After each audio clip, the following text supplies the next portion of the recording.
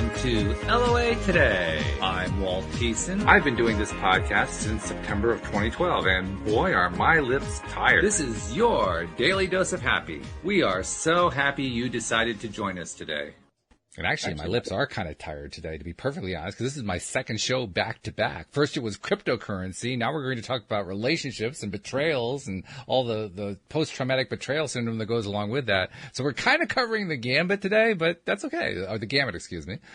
Sometimes you have to cover the gamut. And I'll tell you honestly, our guest here is Dr. Debi Silber. She's going to be telling us all about this good stuff. But Debi, this is par for the course around here. Just like how many different areas of life can we talk about? Because there's just so much to talk about. We're going to be talking about some pretty cool stuff here. But first of all, thank you for joining me on the program today. How you doing today? I'm doing great. Thank you. Looking forward to our conversation. And I have to say, I have never heard of it, this idea of a post-betrayal syndrome. Let's take a step back. What are we talking about when we talk about betrayal? There's a very specific functionality going on there. Yeah, sure. Well, let me back up, and so this way everybody knows who I am. It's actually my 30th year in business, and as life would morph and change, so would business. So I started in health, and then mindset, and then personal development. And I had a really painful betrayal from my family. And I thought I did everything I needed to do to heal. And then it happened again, this time my husband. So that was the deal breaker, got him out of the house. And I looked at the two experiences thinking, well, what's similar to these two? Of course, me, but what else? And I realized I never really took my boundaries seriously. You know, a boundary was getting crossed. I never took my needs seriously. And I'm one of those believers that if nothing changes, nothing changes. So here I was, 4 kids, 6 dogs, a thriving business. And I was like, that's it, going back for a PhD. And it was in transpersonal psychology, the psychology of transformation and human potential, because I was changing so much. I didn't quite understand what was happening. He was too, wasn't ready to look at that. And then it was time to do a study. So I studied betrayal. What holds us back? What helps us heal, and what happens to us physically, mentally, and emotionally when the people closest to us lie, cheat, and deceive. That study led to 3 groundbreaking discoveries, which changed my health, my family, my work, my life. So to answer your question, I define betrayal as the breaking of a spoken or unspoken rule. And every relationship has them. The way it works is the more we trust and depend on that person, the bigger the betrayal. So let's say a child who's totally dependent on their parent does something awful. That's going to have a different impact than, let's say, your coworker taking credit for your idea.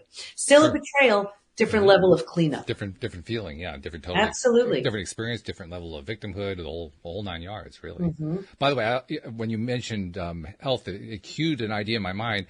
Listeners are going to wonder, where's Dan? Where's Alex? Well, Dan is going to be missing in action this week and next week. He'll be back the following week. Alex, unfortunately, has had another medical setback, and so she's not going to be able to join us today. But Alex, we're thinking about you. We're sending love your way. And girl, you got to heal. I mean, Debi, you would not believe what this poor woman has been going through. She has a very rare version of fibromyalgia, something that the experts have never seen before, and she's going through all kinds of heck. But she's a trooper, and you mentioned boundaries. The intro that I have when she's on the show says that she is the queen of boundaries. Mm-hmm. So I'm thinking about her as well when you were talking about what you were talking about, saying, Alex, keep those boundaries up and keep working on that healing because, man, we need you back here. We love you very much. And it's interesting because, if you'd like, we can get to the 3 discoveries. Sure. And an unhealed betrayal is so often at the root, and it doesn't have to be anything that happened recently. It could be from something that happened decades ago.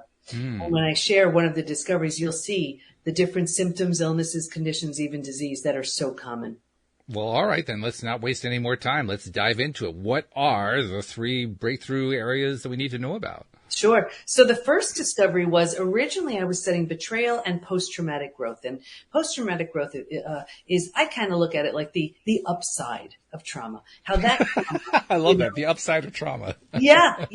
Death of a loved one, disease, natural disaster. We tend to just look at the negative, but the truth is sometimes you leave an experience like that and you realize life is short. The little things matter, things like that. That's that's a piece of post-traumatic growth. But I'd been through death of a loved one and I'd been through disease, and I was like, betrayal feels different for me. I didn't want to assume it was the same for all my study participants, so I asked them, if you've been through other traumas besides betrayal, does it feel different for you? Unanimously, they said, oh my gosh, it's so different, and here's why: because it feels so intentional. we take it so personally. Yeah. So the whole self, right, is shattered. Mm-hmm. Rejection, abandonment, belonging, confidence, worthiness, trust, they're trashed. And so they all need to be rebuilt. So it didn't quite qualify as post-traumatic growth. It's like, yeah, you need to rebuild your life, but you also need to rebuild the self. So I coined a new term, post-betrayal transformation, which is the complete and total rebuild of your life and yourself after an experience with betrayal. That was the first discovery. Let's repeat that phrase again. I want to make sure I've got that down. PBT, post-betrayal transformation. Transformation, post-betrayal transformation, rebuilding the self. That was the phrase that caught my attention. Yeah. It never occurred to me that the self would have to be rebuilt. I mean, it almost sounds like a carburetor, but I'm sure you mean more than that. What does that mean when you say rebuild the self? What exactly is that? Yeah, when think about it. Let's say you lose someone you love. You grieve, you're sad, you mourn the loss, life will never be the same, but you don't necessarily take it personally. You don't lose your ability to trust. You don't feel like, you're going crazy. You don't lose maybe a sense of belonging or confidence, you see? With betrayal, because of that intentionality, it feels so intentional. So all of those aspects of the self are destroyed. And and it's not the same thing where we just grieve the loss. We have to rebuild the self. And here's the thing, many people don't. And that's why an unhealed betrayal will follow you around like a shadow until you intentionally and deliberately heal from everything that was affected by it. So for somebody like me who hasn't experienced that kind of betrayal, how can I understand what that fractured self looks like? Yeah. Well, and generally, like, here's how you'd see it. You'd see it in health, in work, in relationships. For example, in relationships, I see it in one of two ways. The first way is repeat betrayal. When someone goes from friend to friend to friend, partner to partner, boss to boss to boss, what the heck, is it me? Yes, it is. Not in that it's your fault, in that there is a big lesson needing to be learned. Maybe the lesson is you are lovable, worthy, and deserving. You need better boundaries in place, whatever it is. Until and unless you get that, you will have opportunities in the form of people to teach you. Like, look at my own experience. Here it was my family, right? And then a couple of years later, it was my husband. And I was like, that's it. Something has to change. I had never done anything like that, like enroll in a PhD program. I didn't know how I was going to pay for it. I didn't know how I was going to manage the time, but it changed my whole life. And now, thankfully, the lives of thousands of others, right? But it's in that lesson where you say, that's it. Something big has to happen. It changes everything. So anyway, repeat betrayals is a sign that that lesson has not been learned. Classic. The second way is people put the big wall up. They're like, nope, been there, done that. No one's getting near me again. We think it's coming from a place of strength, and it's not. It's coming from fear. And so that's how you'd see it in relationships. We see it in health. People go to the best, most well-meaning doctors, coaches, healers, therapists to manage a stress-related symptom, illness, condition, disease. At the root of it, very often, is an unhealed betrayal. We see it at work. People want that raise or promotion. They deserve it. But their confidence was shattered. So they don't have the confidence to ask, right? Or they want to be a team player, a collaborative partner, but the person they trusted the most proved untrustworthy. How do they trust that boss, that coworker, that partner? It shows up everywhere.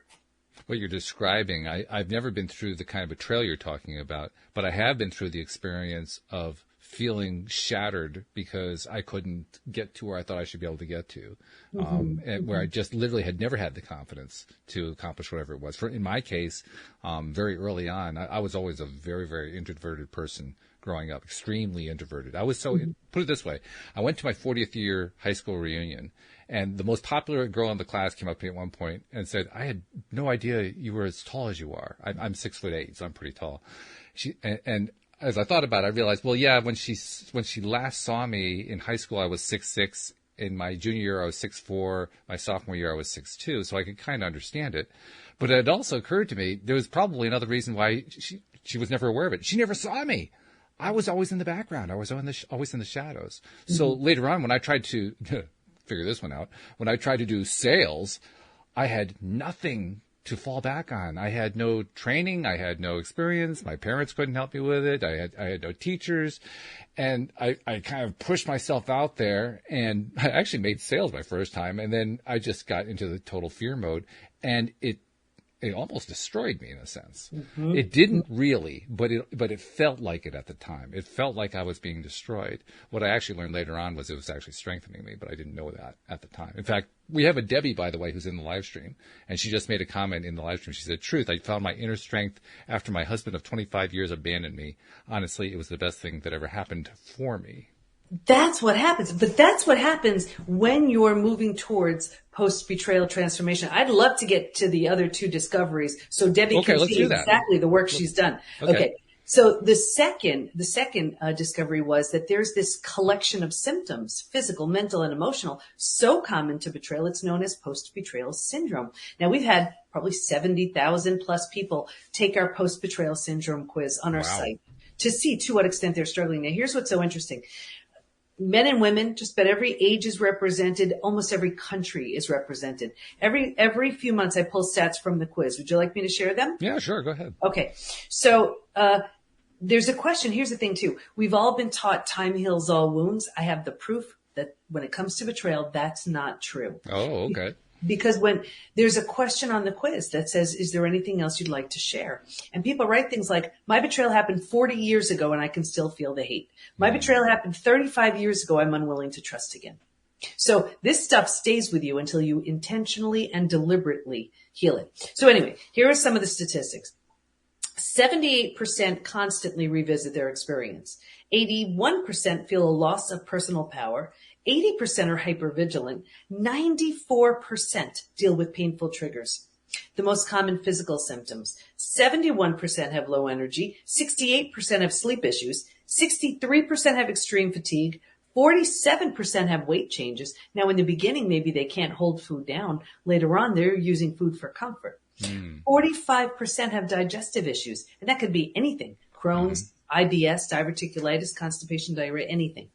The most common mental symptoms, 78% are overwhelmed, 70% are walking around in a state of disbelief, 68% are unable to focus, 64% are in shock, 62% can't concentrate. So now think about it. You can't concentrate. You have a gut issue. You still have to work. You still have to raise your kids, right? That's not even the emotional issues. Emotionally, 88% experience extreme sadness. 83% are very angry. Very common to bounce back and forth between those two emotions. 82% feel hurt. 80% have anxiety. 79% are stressed. Just a few more. This is why I wrote the book Trust Again. Yeah, to get all the statistics in, right? Yeah, no, because of this next one, 84% have an inability to trust. 67% prevent themselves from forming deep relationships because they're afraid of being hurt again. 82% find it hard to move forward. 90% want to move forward but don't know how. Yeah, that's a pretty severe story being told by those statistics right there. A thing that really caught my attention, too, I mean, above and beyond the obvious that there are so many traumatic aspects of this whole experience that they're still experiencing all these years later, how many of them are in the 80% range? There's like a lot of them. I kept thinking about the 80-20 rule when you were writing about that. And what it was saying to me is this goes beyond your survey. This is a way of describing a prevalence in society that I'm not sure that it's necessarily all tied to betrayal, but I can certainly see how a lot of it could be. Well, what's even more staggering about these numbers, and you're absolutely right, you didn't hear me read one stat that said 20%, 30%. These numbers were high. They're high, yeah. But what's so mind-blowing to me is these statistics could be from something that happened when you were a little kid, could be from that girlfriend or boyfriend in high school. That's what I'm saying. So now imagine that person may not know, care, or even remember. And here, we are walking around with anxiety or gut issues or sleep disturbances from something someone did decades ago. That's what betrayal does unless we heal it. Now, here's a kind of a challenging question for you. How much of let's say, I'm trying to figure out how to word what we're describing here. We're describing an experience that carries on long after an experience, right? Mm-hmm. Yeah. So the experience that carries on long past the experience, how much of that is about the experience itself, and how much of it is about the perception of the person who went through the experience? Yeah, it's a great question. You know, you can if you can envision this, it's almost when it actually happens. It's about the person. It's about, the person who actually did this. And then as time goes on, it is so much less about that person and so much more about the meaning we're making from that experience. Mm-hmm. Because it's really, it's up to us what we decide to do with it. And there were also 3 groups in my study who did not heal. And, it just, I'm reminded about by what you just said. The first group, they just had their story and they were sticking with it. So that would be that person who, let's say they were a little kid and something awful happened. That was their story. They were sticking with it and they didn't heal. Mm-hmm. The second group, they were numbing, avoiding, distracting. Mm-hmm. They were in so much pain. They just decided, I'm just going to do anything to just, make this easier. And it may have made it a bit easier, not without a price. They didn't heal. So these were the people who ran to, let's say, the doctor who put them on a mood stabilizer or anti-anxiety medication, or they started drinking or emotionally eating, right? So they thought it was making it easier, not without a price. What was so interesting to me was the third group. This was the group where the betrayer had very little consequences. So whether it was out of financial fear, not wanting to break up a family, just fear of whatever, religious reasons, that was a big one. Mm-hmm. They just did all they could just to turn the other cheek, put it behind them. I saw 2 things with this group. Number 1, a further deterioration of the relationship. And number 2, this group by far was the most physically sick. Very interesting. Yeah. Your broken heart can't handle that. That's very interesting. Well, I mean, there have been a number of people over the years who have drawn the line, so to speak, between how we feel and what we think about and what kind of diseases we have in the body. Certainly that's a concept that's been around for a while. Mm-hmm. But to put a statistic like that to it, that really just kind of brings it home, doesn't it? Absolutely. Yeah, betrayal is one of those things that it's such a shock to the body, to the mind, to the heart. It's one of the most painful of the human experiences. I mean, think about it. This was the person, or these were the people who gave you a sense of safety and security. So when this is the person, these are the people. To shatter that sense of safety and security is traumatizing. How much of the experiences are experiences where there was it's always difficult to. I was about to put deliberate in there, and then I can't really put the word deliberate in there. Where there is clear intent by the person who caused the trauma versus didn't really intend it, came about by accident, so to speak. When someone is betraying someone, like I said, it's a breaking of a spoken or unspoken rule. Okay. And that relationship had whatever that rule was, when there's been an established spoken or unspoken rule without the other person's awareness and consent, when someone breaks that rule, it's a shattering of trust, of expectations, and it's most people think just, let's say, relational betrayal. There are so many different forms. 2 people can be in business together and then all of a sudden, the money's gone, right? Or siblings can say, we'll take care of mom and dad one day, and then the day comes and where are they? I mean, there are so many different forms. We can feel there's just a betrayal of expectations. That's the times we're living in now. The expectation is I can do my thing and go to work and have my routine and send my kids to school, whatever. And then all of a sudden, nope. Right. It's a betrayal of expectations. And that's a great word. I love that. A betrayal of expectations, a great term, I should say. Because a betrayal of expectations may or may not be based on what somebody else said, but it could be based on what they perceived that they said or should have said or implied. Exactly. Yeah. Yeah. And the thing is, though, whatever the betrayal was, or was the perceived betrayal, the idea is you don't have to stay stuck. That was the third discovery. For me, this was the most exciting. And what we learned was, while we can stay stuck for years, decades, a lifetime, and so many people do, if we're going to fully heal, and by fully heal, I mean those symptoms I read of post-betrayal syndrome, to that whole rebuilt place a post-betrayal transformation where you've rebuilt yourself, you're going to go through 5 proven, predictable stages. And what's even more exciting about that is we know what happens physically, mentally, and emotionally at every stage. And we know what it takes to move from one stage to the next. Healing is entirely predictable. There's a roadmap for it now. And I'm happy to share the 5 stages if that would help. Yeah, go for it. Why not? Sure. So they're all mapped out in Trust Again. It's what we teach within the PBT Institute. It's what our coaches are all certified in. I'm going to give you sort of a boiled down version right here. Okay. So stage 1 is like a setup stage. This is before it happens. And if you can imagine 4 legs of a table, the 4 legs being physical, mental, emotional, and spiritual. What I saw with everybody, me too, was this real heavy lean on the physical and the mental, thinking and doing, and kind of neglecting or ignoring the emotional and the spiritual, feeling and being. So if you have a table with only 2 legs, it's easy for that table to topple over. Well, that's us, right? Stage 2, shock, trauma, D-Day, Discovery Day. This is the scariest of all of the stages. It's the breakdown of the body, the mind, and the worldview. Right here, you've ignited the stress response. You're headed for every single stress-related symptom, illness, condition, and disease. Your mind is in a complete state of chaos and overwhelm. You cannot wrap your mind around what you just learned. This makes no sense. And your worldview has just been shattered. Your worldview is your mental model, the rules that govern you, that prevent chaos. Don't go there, trust this person, And in one earth-shattering moment, or series of moments, all the rules have just been shattered. The bottom has bottomed out on you, and a new bottom hasn't been formed yet. So it's terrifying. Yeah. But think about it. If the bottom were to bottom out on you, what would you do? You'd grab hold of anything you could to stay safe, right? And stay alive. And that's stage 3. Survival instincts emerge. It's the most practical out of all of the stages. If you can't help me, get out of my way. How do I survive this? Where do I go? Who can I trust? How do I feed my kids?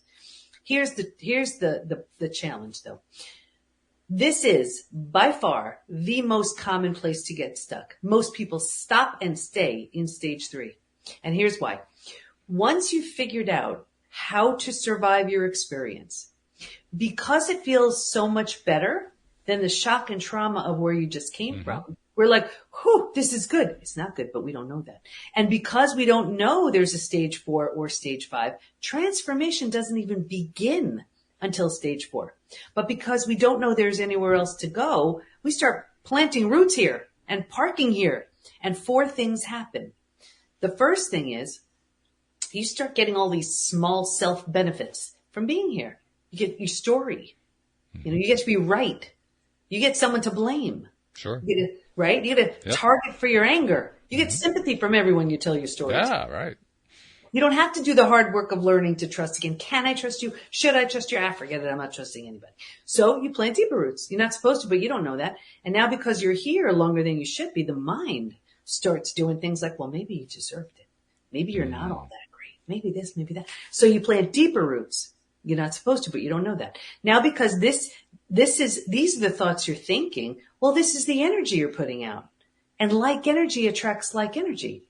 So now you call situations and circumstances and relationships towards you to confirm, yep, this is where you belong. The misery loves company crowd, they come along now, right? And it gets worse, but I'll get you out of here. Because it feels so bad, but you don't know there's anywhere else to go.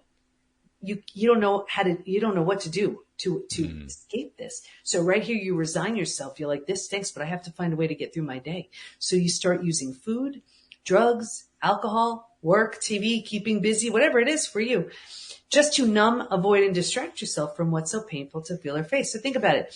You do it for a day, a week, a month, now it's a habit, a year, 10 years, 20 years. And I can see someone 20 years out and say, that emotional eating you're doing, that numbing in front of the TV, whatever it is, do you think that has anything to do with your betrayal? And they would look at me like I had 2 heads. I'd say it happened 20 years ago. All they did was put themselves in stage 3 and stay there. Does that make sense? Yes, makes total sense. In fact, what's do you have a label for stage 3? What do you call stage 3? Survival instincts emerge. Survival instincts, yeah. 'Cause when you were describing that survival instincts stage, all I could think about was the way that people so often present themselves in society. I mean, we don't necessarily know what happened in the background, but we can see call it the coping mechanism that people use to get through their lives, to deal with the stuff that goes on. And we don't necessarily see how the trauma is coming up. We don't necessarily see what goes on behind closed doors, but we can see the persona, the role that they've taken on, how they play it. It's almost like watching a character on a television show. Exactly. We can actually see the whole thing, and you see it a lot. I mean, I would say, I don't think it's an exaggeration to say the vast majority of the population. Absolutely. And I found it, well, here it was trust. So trust again maps out the 5 stages, but everybody was getting stuck in stage 3. So from hardened to healed is just for stage 3. I'm like, you bothered going through the experience. Don't stop there. You owe it to yourself to go through it. Now here's the thing too. We can land in stage 3, and that's when we become hardened, not healed. And it doesn't have to necessarily be from something traumatic. It could be, I mean, here's just an example I talk about all the time. Let's say there's, a little kid and he has some earth-shattering news to share with his mom. And he races into the kitchen and she's on the phone and she's like, shh, she shushes him. Right there at that very moment, he could have made that mean I don't matter. Sure. Oh, easily. Yeah. And then all he does is keep that idea going. It builds up some momentum, right? He adds some emotion to it. Now it becomes, a little more than a thought. And then you keep that going. And then your mind says, oh, I didn't realize you want this to keep going and become a belief. You go about your business. I'll put this in your subconscious. Go along, your day. And so now some version of I don't matter is playing out. We have between 60 and 80,000 thoughts a day. Right? Some version of I don't matter shows up thousands of times a day. Yeah. So we stay in that stage 3 often, whether it's because we've survived our traumatic experience and that's it, or from just some belief that doesn't serve us that we never bothered to question. This is really interesting what you're presenting here, for a number of reasons, but particularly for myself, from my own perspective, not so much from having felt like I was betrayed, although perhaps I could tie it together that way in some way, but more in terms of that being stuck in stage 3 phenomenon. Yeah. Because I think we can all identify with it. And when we talk about law of attraction, what's the one thing we run into the most often? Well, how do I deal with my blocks? How do I deal with my resistance points and so forth? Why is it so difficult to overcome them? I mean, you're laying out a beautiful case for why it's so difficult. Probably the best case I ever heard, which is interesting. Well, think about it, because we get so much from being there. Yeah, exactly. There are so many benefits. Now, here's the thing. When you look at the benefits you're receiving compared to what you could receive, like, for example, you have your story, but if you're willing to give that up, you have a way better story. Like, look, I could have kept my story. The most important people in my life all betrayed me, right? But now the story is I run the PBT Institute and, we have thousands of people we're helping all day long and it's changing lives across the globe. That's a way better story, right? Sure. So, or you're hanging on thinking, well, I'm not ready to let this go. But meanwhile, in hanging on, you're causing a suppressed immune system, accelerated aging. I mean, what you're doing to yourself is, and all those stress related issues and diseases. So, but we hang on because of all those benefits. And then the longer we stay there, the more familiar it becomes and the harder it is to leave. Each time that you make reference to how it actually leads to disease in the body, I'm reminded of something that my sister-in-law told me about one time. She recently got her PhD in statistics. I actually mentioned this on the show earlier this week, so it's a bit of a repeat. But she got her PhD in statistics. Before that, though, while she was getting the PhD, she was actually pursuing it in various areas of neuroscience. And at one point during that part of the journey, she was telling me how she had realized that in a laboratory situation, it's now possible. In fact, they've actually done this in a few cases. It's now possible to hook a person up to virtually every diagnostic machine we have. And if you do that, you can actually trace everything that goes on in the body where healing or disease is concerned. From the moment a thought is thought to what happens to the nervous system, what happens to the endocrine system, what happens with the circulatory system, how messages get passed along, what kind of messages get passed along, what the result is when you're focusing on something that's happy versus when you're focusing on something that's sad or angry or frustrated or whatever. And apparently it's a 90-second cycle So from the moment that you incur a thought, let's say it's a very, very happy, positive thought, and let's say you have an injury or an illness or something like that, they'll trace it down through the body, through that 90-second time frame to the point of the body where the healing needs to happen. And it's as if all of the army just came and said, okay, we got our orders, heal, and all the cells start to rebuild and the invaders are kicked out and so forth. Do the same thing with the negative thought, with the angry, frustrated thought. All the signals come down through the system. The orders come down to where the fight is, and the orders say, kill the host, and they start killing off the body. 90 seconds. Yeah. That's the thing. And what people do though is they suppress the symptoms. Like if you imagine an unhealed betrayal here, and I want to get to stage 4 and 5 because I don't want to leave your audience hanging. Well, we're only halfway through, so we're good. We're good. Okay. So if you imagine an unhealed betrayal is at the root, right? Now all the things that come from it. So let's say you can't sleep. Now you take something to help you sleep. You're anxious. You take something for anxiety. You have joint pain. You take something for that. You have weight gain. You go on a diet. Your adrenals have tanked. You take something for, so your hormones are crazy. You take something for that too. So what people do is they're addressing all the symptoms without getting to the root. It's like one game of whack-a-mole, where they're just trying to suppress. And until and unless you get to the root of it, it's not going to go away. And that's why, like, for example, how I shared 45% of everyone who's been betrayed has a gut issue. Now you can go to the best gut doctor on the planet, but if they don't understand about betrayal, they're only going to take that healing so far. Yeah, I mean, that's why with our certification program, we want doctors and therapists and all these people to have access to how to move someone through the stages so they can have deeper transformations with their clients and patients. I kept thinking, too, about how you were describing 60,000, 80,000 thoughts a day, and so many of them are focused on this stuff. And it just kept occurring to me, the 90-second cycle. Every 90 seconds, a new piece of information being sent down. Kill the cells, kill the cells, kill the cells, kill the cells, kill the cells. It's amazing we stay alive. It really is. Seriously. It's virtually impossible to be healthy with a negative mind or with unhealed, unresolved betrayal. Yeah, really something. All right, so we've made a very thorough case for how devastating this gets. Fortunately, there is a stage 4 and a stage 5. Let's get to that because it's time to do some healing. Yeah, absolutely. And that's the part I get so excited about. So here's the thing. If you're willing to let go of the small self benefits, grieve, mourn the loss, bunch of things you need to do, you move to stage 4. Stage 4 is finding and adjusting to a new normal. So here's where you acknowledge, I can't undo my experience, but I control what I do with it. And just in that decision, you're turning down the stress response. Yeah. You're not healing just yet, but at least you stop the massive damage you've been creating in stages 2 and stage 3. Right. And I always use the example of stage 4 feels like if you've ever moved to a new house, office, condo, apartment, whatever. Your stuff's not all there. It's not quite cozy yet, but it's going to be okay. That's the feeling of stage 4. But what's interesting is, think about it. If you were to move, you don't bring everything with you. You don't bring the things that don't represent who you want to be. And what I found was if your friends weren't there for you, right here, you've outgrown them. You don't take them with you. If they don't rise, they don't come. And I hear all the time people say, what the heck? I've had these friends 10, 20, 30 years. Is it me? Yes, it is. You're undergoing a transformation. And if they're not matching up to who you're becoming, you may love them for who they are, but you don't take them with you. Very common. That's a cool answer too, because it kind of turns around what the original meaning of that was. What's wrong with my friends? Well, there's nothing wrong with them. And there's nothing wrong with you. What's happened is you've grown. That's it. You've gotten better. Yeah, I did 2 TEDx talks. Actually, the first one, Stop Sabotaging Yourself, speaks to this, where, let's say there's one person who dives into personal development. They're like a kid in a candy store, and they want to share it with all their friends, but the friends look at them like, you're crazy. What are you doing? Right.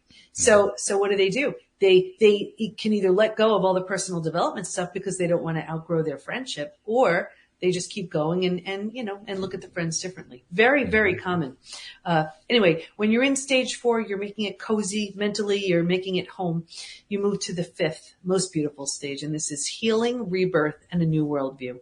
The body starts to heal. Self-love, self-care, eating well, exercise, things like that. You didn't have the head for that earlier. You didn't have the bandwidth. Now you do. The mind is healing. You're making new rules. You're making new boundaries based on the road you just traveled. And you have a new worldview based on everything you've been through. And the 4 legs of the table, in the beginning, it was all about the physical and the mental. By this point, we're solidly grounded because we're focused on the emotional and the spiritual too. Those are the 5 stages.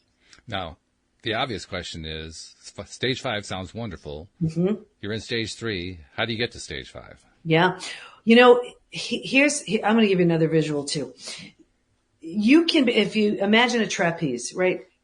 You're holding on to 1 bar. That's stage 3. You can even hold on. Can you see what I'm doing here? You can even hold on to the 2nd bar, right? You're not going, and that's stage 4. You're not going anywhere until you let go. Huge. And so many people, they are so tied to the benefits and to the people that they have there and everything else that's why they don't grow. And just to sort of close the loop just on my story, healing is always a choice, and rebuilding, whether you rebuild yourself and move on. That's what I did with my family. It wasn't an option to rebuild with them. Or if the situation lends itself, if you're willing, if you want to, you rebuild something entirely new, like from the ground up new with the person who hurt you. And that's what I did with my husband. So not long ago, as 2 transformed people, we married each other again. Wow. Yeah. Oh my goodness. You don't new hear that vows, story every new day. dress, and our 4 kids is our bridal party. And I'll show you how this works. When you're in a relationship and then there's been a betrayal, you're so devastated, you're so shocked, you're so hurt, you're so sad.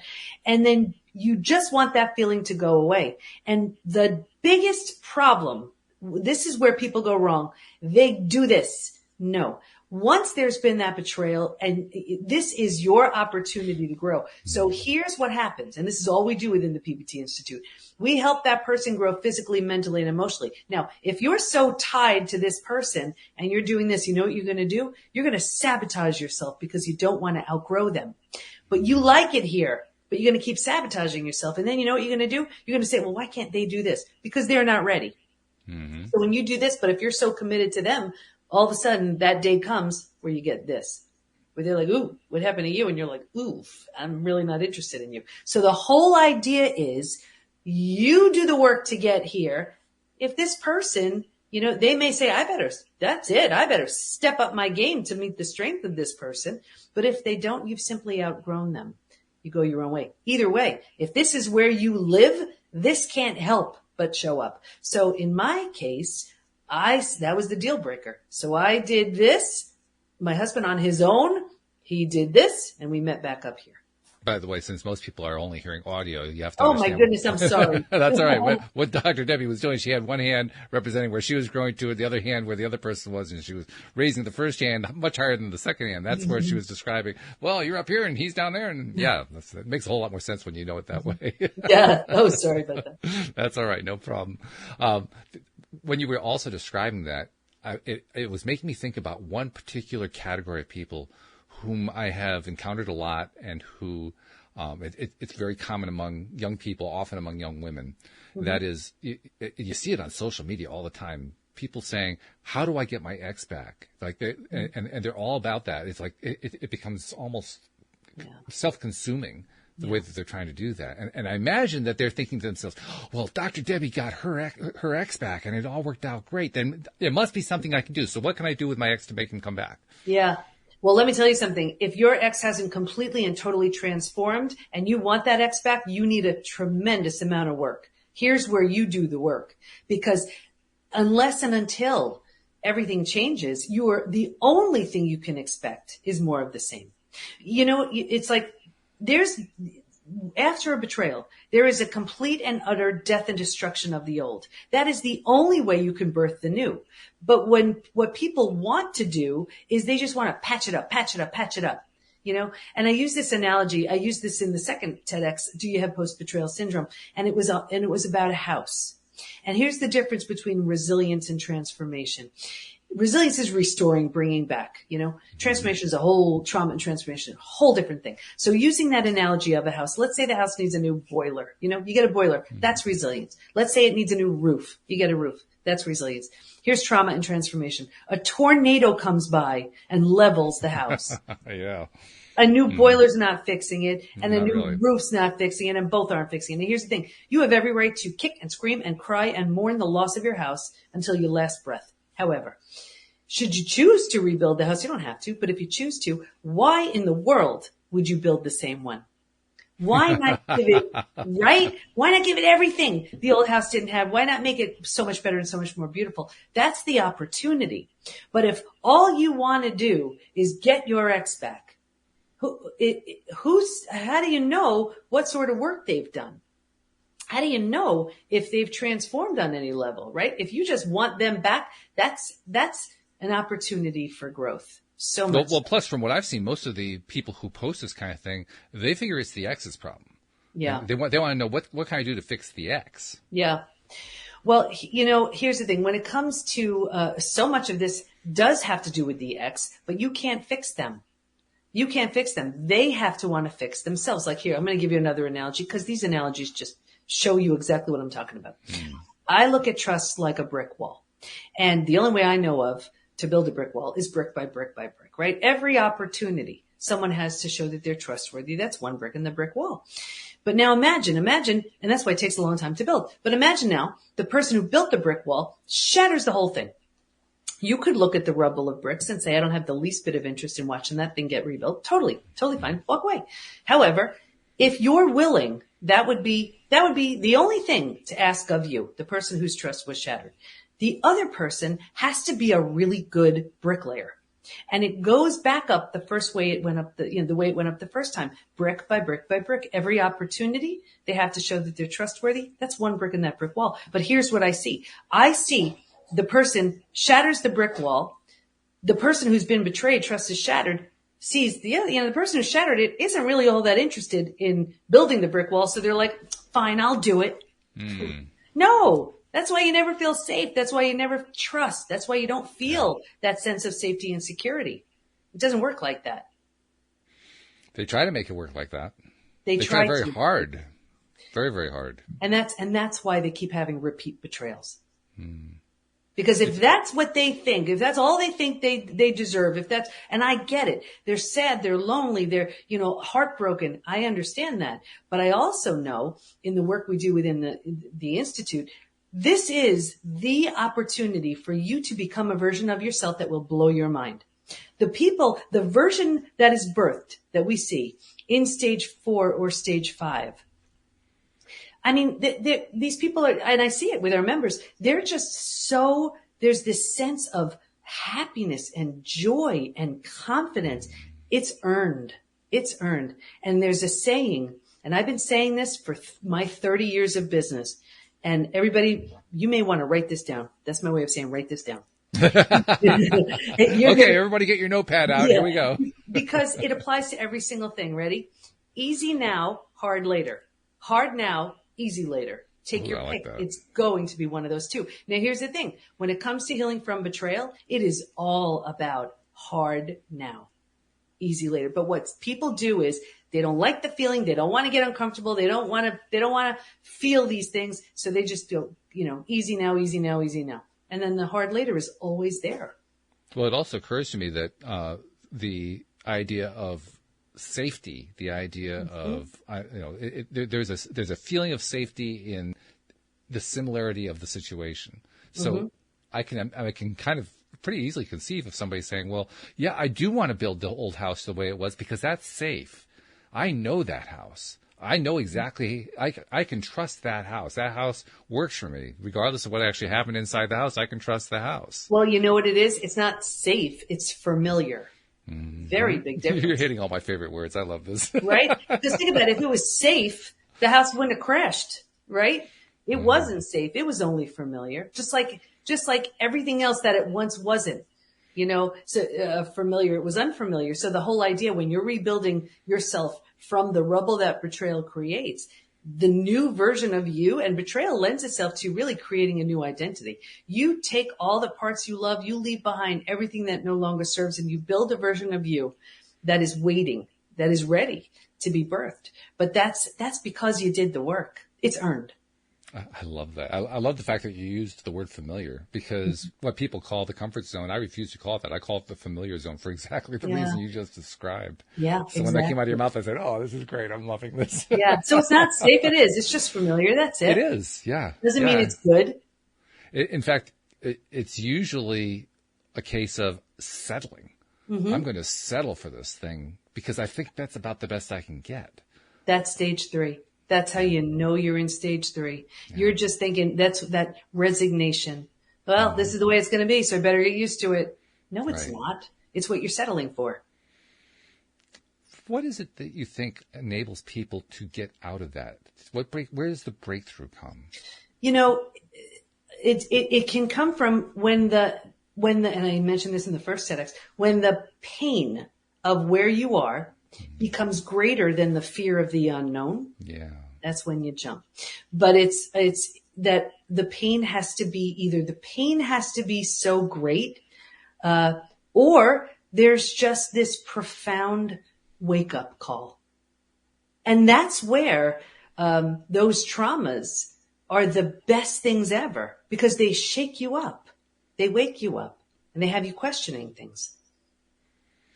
What you're describing there is bringing to mind a number of interviews I've done lately with people who have become very, very successful in life. Mm-hmm. And the one thing that they all had in common is that very early or relatively early in their life, say first 30 years or so, they came very close to committing suicide. And for whatever reason, it didn't happen. Either somebody interrupted them or they got rescued or, something happened. They got past that point. And from that point on, they turned their entire lives around. And it was like they were on a rocket.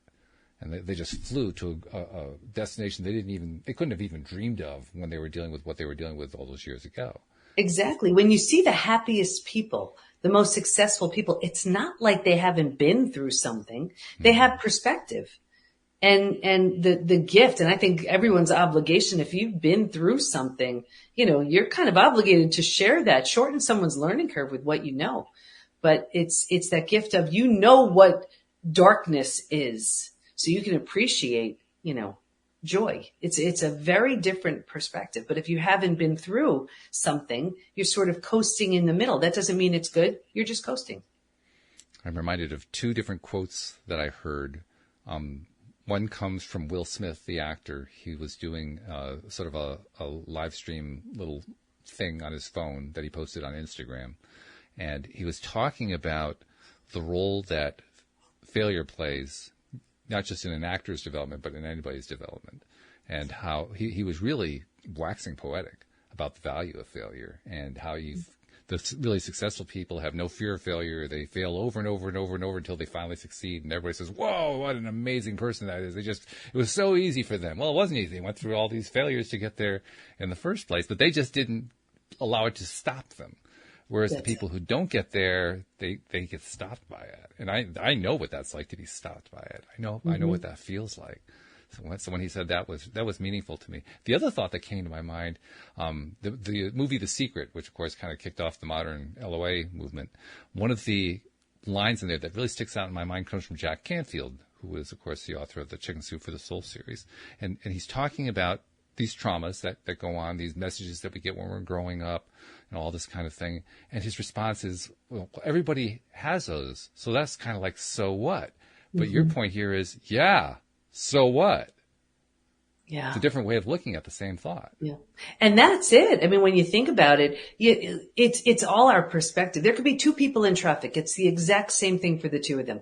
You could look and you see one banging on the steering wheel and drowning in a sea of stress-induced hormones, right? And then you look in the other lane and there's someone, listening to music, catching up on phone calls, relaxing. And it's the same thing. Right. It's the same thing.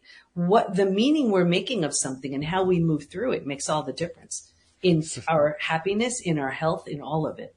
So I'm going to ask you a question that ties in directly to what my philosophy has evolved into, which is that much more than most of us realize, we always have the option to choose whatever it is we're going to choose about how we're going to experience and respond to and react to, including emotionally, to anything that happens in our lives. Mm-hmm.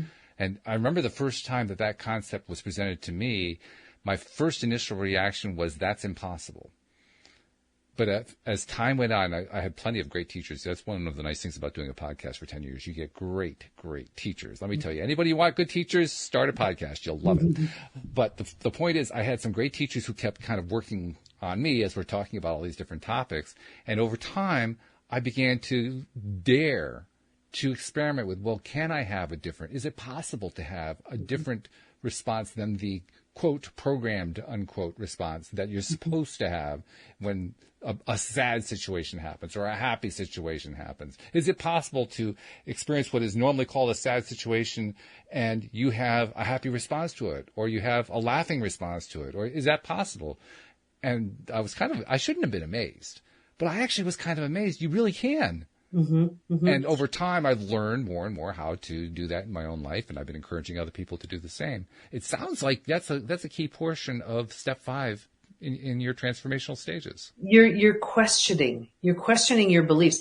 Question everything, especially what you think, right? Because just because a belief is there doesn't mean it's good, doesn't mean it's true, doesn't mean it's right. It just means it's yours. Right. So we can question all of it, and we're adults. We could create whatever belief we want. All a belief is the repetition of an idea from someone you trust. That's it. Someone said something enough times, you believed them, it became your belief. And oddly enough, you can be the person you trust. Mm-hmm. But if it doesn't serve, let it go. That's what we can do. Yeah, yeah. And actually, that's been a big portion of what I've been working on, learning to trust myself. Learning to, first of all, dare to choose a different choice from what I've typically chosen for scenario X in the past. Mm-hmm. And secondly, once I had done that a few times, allowing myself to believe that was me. Mm-hmm. I'm the authority who came up with that one. I don't have to look to somebody else for validation or for the idea itself or for encouragement to do it. I can draw within to do that. Mm-hmm. Yeah, self-trust is huge. I mean, we take that on during our 5-day Trust Again intensive, because one of the biggest things that happens when there's been a betrayal, a shattering of trust, is the shattering of self-trust. Because think about it. Now, the person we trusted the most, we can't trust them. And then we don't trust ourselves because we think, I'm a brave person. How did I not see this coming? How did I not know? So if I can't trust the person I trusted the most and I don't trust myself, well, then how in the world can I trust in anything or anyone? So the ripple effect is enormous, and self-trust is huge. Ripple. That's a good word, because I think about the imagery that we associate with that, like putting an oar in the water and the water ripples away. And if you have a large enough body of water, the ripples are continuous. Mm-hmm. They just keep going and going and going. And you get a bunch of ripples going on, and they start intersecting and crossing with each other and so forth. It's a really great analogy for what happens when we do anything in life. Mm-hmm. Anything at all. Good, bad, indifferent, I don't care what it is. The ripples just go on and on and on.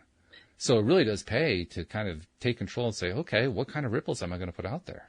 Mm-hmm. Of course, because it affects, think about it. If let's take a parent, right? And that parent trust was shattered and they didn't learn how to trust again.